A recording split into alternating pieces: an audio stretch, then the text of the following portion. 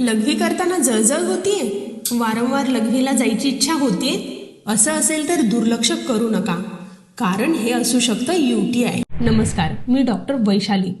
आज आपण UTI म्हणजे काय, का होतो, त्याची लक्षणे आणि होमिओपॅथी कशी मदत करू शकते ते जाणून घेणार आहोत. UTI म्हणजे नेमकं काय? UTI म्हणजे युरिनरी ट्रॅक्ट इन्फेक्शन. यामध्ये मूत्राशय म्हणजे ब्लॅडर, मूत्रमार्ग म्हणजे युरेथ्रा आणि कधीकधी किडनी यामध्ये जंतुसंसर्ग होतो.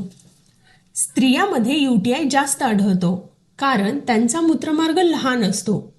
UTI होण्याची कारणे: कमी पाणी पिणे, लघवी रोखून धरणे, स्वच्छतेचा अभाव, संभोगानंतर लघवी न करणे, वारंवार अँटीबायोटिक्स घेणे.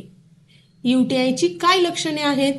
तर लघवी करताना जळजळ, आग होणे, वारंवार लघवीची इच्छा होणे, थोडी थोडी लघवी होणे, खालच्या पोटात दुखणे, लघवीला वास येणे.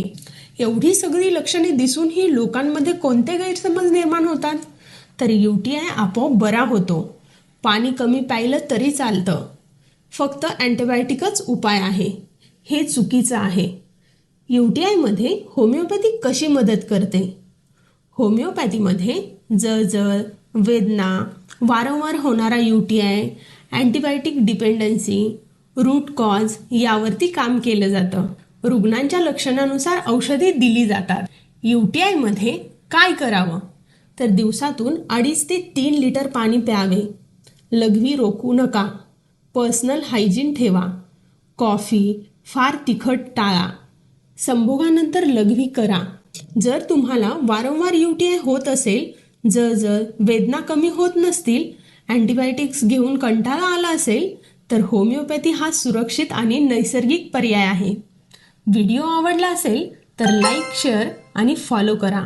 आणि काही प्रश्न असतील तर कमेंटमध्ये नक्की विचारा.